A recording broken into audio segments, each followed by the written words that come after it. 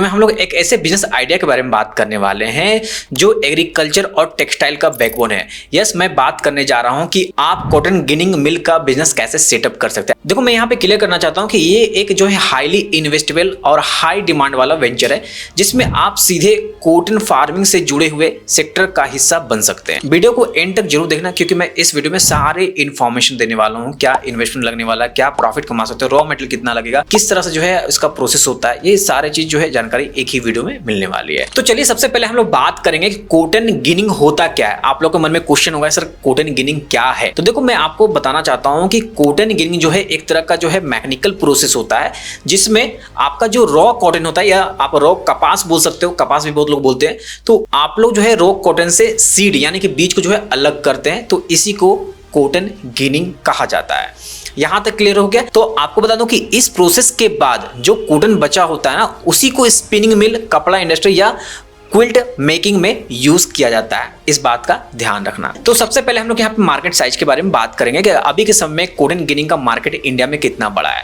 देखो, इंडिया दुनिया का सबसे बड़ा कॉटन प्रोड्यूसर है, तो हर साल लाखों टन रॉ कॉटन होता है जो बिना गिनिंग के यूज नहीं हो सकता। तो यहाँ पे अगर ग्रोथ रेट हम लोग समझे कि साल का कितना ग्रोथ रेट से ये इंक्रीज कर रहा है, तो आपको बता दो कि 4 से 5% CAGR के ग्रोथ से जो है हर एक साल बढ़ते जा रहा है। स्पेशली गुजरात, महाराष्ट्र, MP और तेलंगाना जैसे कॉटन बेल्ट एरिया में इसका डिमांड काफी ज्यादा तेजी से है। अगर हम लोग यहाँ पे ग्लोबल प्रोडक्शन की बात करें तो 137.8 मिलियन बेल्स जो है अभी बनाए जा रहे हैं और उसमें इंडिया का जो शेयर है ना 290 लाख बेल्स है। इसके अलावा अगर इंडिया के टेक्सटाइल एक्सपोर्ट की बात करें तो 22% का शेयर जो है ना इंडिया के पास है। टॉप स्टेट आपको पता है महाराष्ट्र, गुजरात, आंध्र प्रदेश, ये सब आते हैं। तो याद रखना कि अगर हम लोग एक्सपोर्ट मार्केट की भी बात करेंगे ना, तो इंडिया से गिन कॉटन का एक्सपोर्ट भी बहुत जगह पे होता है, जैसे कि बांग्लादेश हो गया, वियतनाम हो गया, चाइना हो गया, टर्की जैसे कंट्री में होते हैं। तो हाई क्वालिटी गिन कॉटन की इंटरनेशनल मार्केट में भी डिमांड बनी रहती है। तो अगर आपके पास में क्वालिटीफुल कॉटन है तो आप इसको एक्सपोर्ट करके अच्छा पैसा कमा सकते हो आप। तो चलो हम लोग सबसे पहले बात करते हैं कि अगर आप कॉटन गिनिंग मिल का आप बिजनेस सेटअप करते हो तो इसमें जो है क्या क्या चैलेंज आने वाले हैं। देखो, चैलेंजेस समझना जरूरी है किसी बिजनेस को स्टार्ट करने के लिए। तो सबसे पहला आपका जो चैलेंज है ना, सीजनल रॉ मटेरियल। देखो, आपको पता है कि जो रॉ मटेरियल है ना वो हमेशा अवेलेबल नहीं होता, ये सीजनल होता है। ये सबसे बड़ा चैलेंज इस बिजनेस का है। इसके वजह दूसरा है प्राइस फ्लक्चुएशन जो है ना कॉटन का हमेशा होते रहता है। तो प्राइस जो आपका फ्लक्चुएशन काफी ज्यादा यहाँ पे देखने को मिलेगा, जिसके कारण जो है आपको यहाँ पे प्रॉफिट को मेंटेन करना काफी दिक्कत हो जाती है, जिसके कारण जो है आपको कम प्रॉफिट मार्जिन मिलती है। बट ये मास स्केल पे होता है जिसके कारण जो है इसमें प्रॉफिट आपका बना रहता है कंसिस्टेंटली।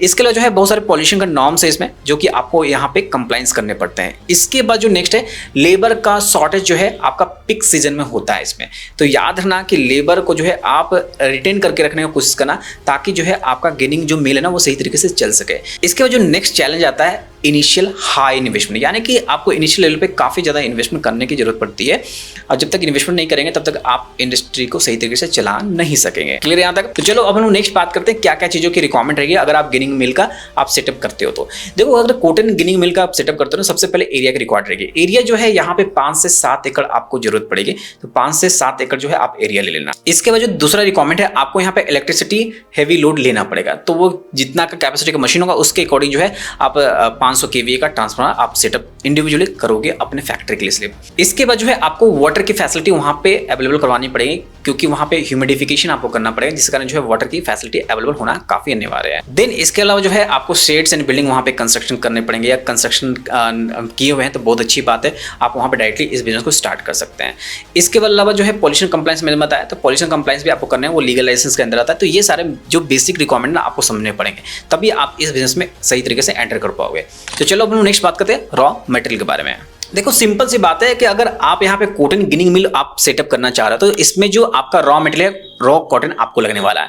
और अभी आपको पता है कि अभी बहुत सारे जो रेट्स है ना अलग अलग आपको स्टेट में अलग अलग देखने को मिल जाएंगे।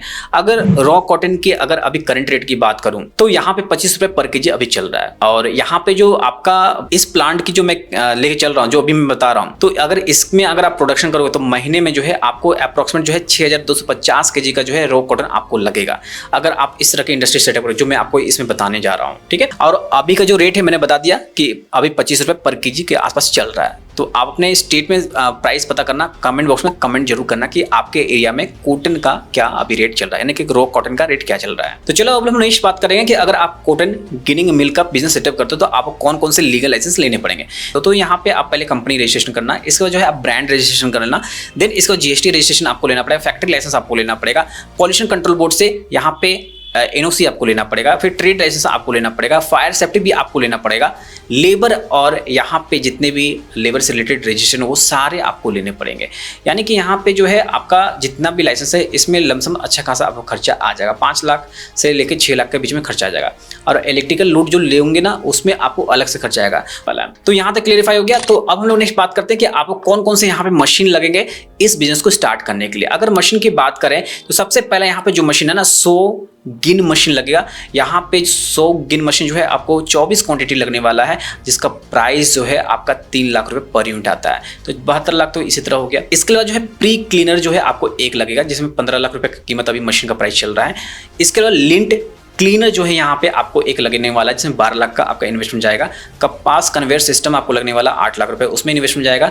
लिंट कन्वेयर सिस्टम जो है 8 लाख रुपए का आएगा। हाइड्रोलिक बेलिंग प्रेस, देखो एक बेलिंग तैयार किया जाता है, एक पूरा जो है स्पंजी टाइप में होता है, उसको कंप्रेस करके जो है क्या करते हैं, एक बेलिंग तैयार करते हैं। जैसे मैं आपको एक दिखा देता हूँ किस तरह से होता है। आप देख सकते हो जो इस तरह के जो बनाया जाता है ना, इसको बेलिंग बोलते हैं। क्या बोलते हैं? इसको बेलिंग बोलते हैं। ये तो स्ट्रॉ का बना हुआ है, इसी तरह कॉटन का हम लोग बनाते हैं, है ना। देखो ये कॉटन का जो है यहाँ बेलिंग तैयार किया गया है। तो इसी तरह से बेलिंग को बनाया जाता है ना, उसको हाइड्रोलिक प्रेस के माध्यम से बनाया जाता है।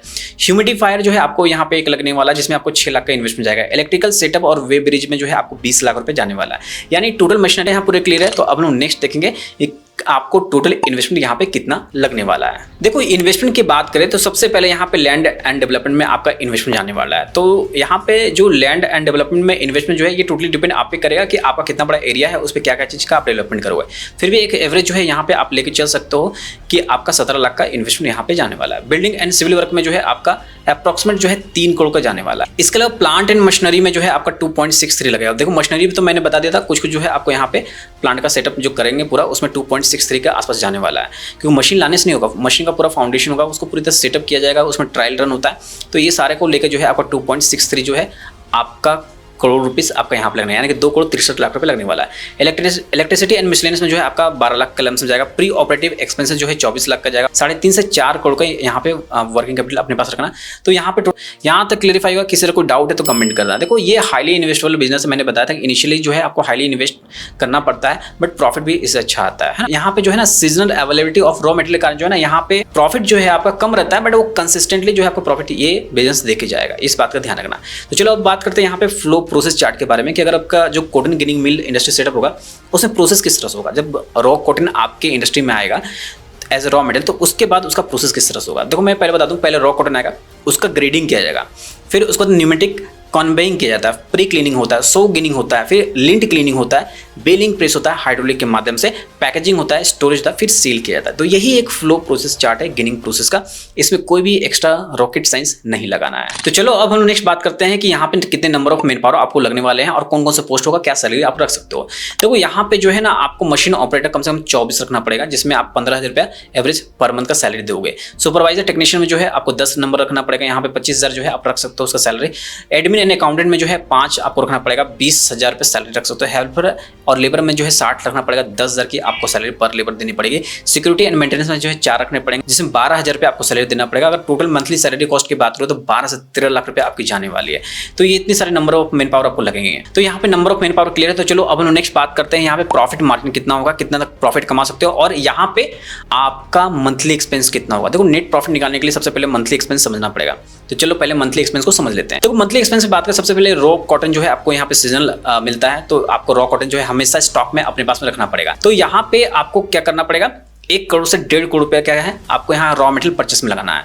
लेबर की सैलरी जो है 12 लाख रुपए जो है आपको यहाँ पे हमेशा अपने पास में पर मंथ रखना पड़ेगा। और यहाँ पे इलेक्ट्रिसिटी और फ्यूल जो है 4 लाख का लगेगा। मेंटेनेंस एंड रिपेयर में 1.5 लाख का लगने वाला है। एडमिन एंड मिसलेनियस में 2 लाख का लगेगा। लोन EMI, लोन पे ही आप सेटअप करोगे, उसमें जो है आपका अप्रॉक्सीमेट 6 लाख के आसपास EMI जाने वाला है। अगर यहाँ बात करें टोटल यहाँ पे मंथली एक्सपेंस की, तो अप्रॉक्सीमेट जो है 1 करोड़ 75 लाख का आपका मैक्सिमम यहाँ पे मंथली एक्सपेंस आएगा। यहाँ तक क्लियर हो गया, किसी तरह कोई डाउट नहीं होना चाहिए। तो जब यहाँ मंथली एक्सपेंस क्लियर है तो अब लोग समझेंगे क्या यहाँ पे आपका रेवेन्यू होगा, कितना आप यहाँ प्रॉफिट कमा सकोगे। यहाँ पे जो आपका एनुअल सेल्स है 75% यूटिलाइजेशन से कितना हो रहा है, 47.26 करोड़ होगा। टोटल एक्सपेंस जो है यहाँ पे एनुअली 43.37 करोड़ आने वाला। नेट प्रॉफिट जो है आपका मंथली प्रॉफिट यहाँ पे अप्रोक्सीमेट ब्रेक इवन पॉइंट की बात करो तो 37% जो है आपका कैपेसिटी के हिसाब से ये आपका ब्रेक इवन पॉइंट को कवर करने वाला है ना। अब यहाँ पे समझेंगे कि ये जो आपका रेवेन्यू नेट प्रॉफिट निकला है किस तरह से निकला। अगर इसको जानना है तो ध्यान से इसको समझो, मैं यहाँ पे डिटेल में बताने वाला हूँ। देखो यहाँ पे मैंने बताया है डिटेल में, जैसे कि यहाँ पे इंस्टॉल कैपेसिटी जो है 24 गिन का है, आपको पता है। ऑपरेशन कैपेसिटी 75% कंसीडर किया, operation days 180 days per year किया है, वर्किंग आवर 20 घंटा के 2 शिफ्ट में आपकी सच चलेगी है, तो आपका जो है 10 घंटे के 2 शिफ्ट रहेगी, तो यहाँ पे आपका लगेगा। आउटपुट जो है यहाँ पे लिंट यील्ड जो है 32% हम लोग कंसीडर किया रॉ कॉटन से, कॉटन सीड यील्ड जो है 65% है, वेस्ट जो है 3% है। एनुअल रेवेन्यू एस्टिमेशन माने तो यहाँ पे जो raw cotton process per year हो रहा है कितना हो रहा है आपको पता है, और 24 गिन है तो 90 kg पर आवर हो रहा है, और यहाँ पे हर एक गिन में जो है पर घंटा 90 kg प्रोसेस हो रहा है। तो 24 गिन है तो इसके हिसाब से 2160 kg पर आवर जो है प्रोसेस किया जा रहा है गिन का, है ना। तो पर डे प्रोसेसिंग कितना हो रहा है, 20 घंटा हमारा चल रहा है, 43,200 kg पर डे यहाँ पे आपका प्रोसेसिंग हो रहा है। एनुअल प्रोसेसिंग अगर हम लोग 180 दिन लेके चले, 180 दिन क्यों ले रहे हैं, क्योंकि आपको पता है कि जो आपका रॉ मटेरियल अवेलेबिलिटी होता है ना वो सीजनली होता है, तो 180 दिन ही चलेगा। 180 दिन का प्रोसेस को ही लेके हम लोग आगे प्रोसीड करेंगे। तो 77,76,000 जो है आपका केजी यहाँ पे क्या हुआ एनुअल प्रोसेस हो रहा है, यानी कि 7,776 टन आपका हो रहा है। तो revenue from lint 32% of cotton हम लोग यहाँ पे कंसिडर किया था, रॉ कॉटन का यील्ड इतना, तो यहाँ पे लिंट आउटपुट जो है 32% ऑफ इतना निकालेंगे तो 2,488 टन आने वाला है। एवरेज मार्केट प्राइस अभी क्या चल रहा है, 135 रुपये पर केजी चल रहा है, यानी कि 1.35 लाख पर टन होगा।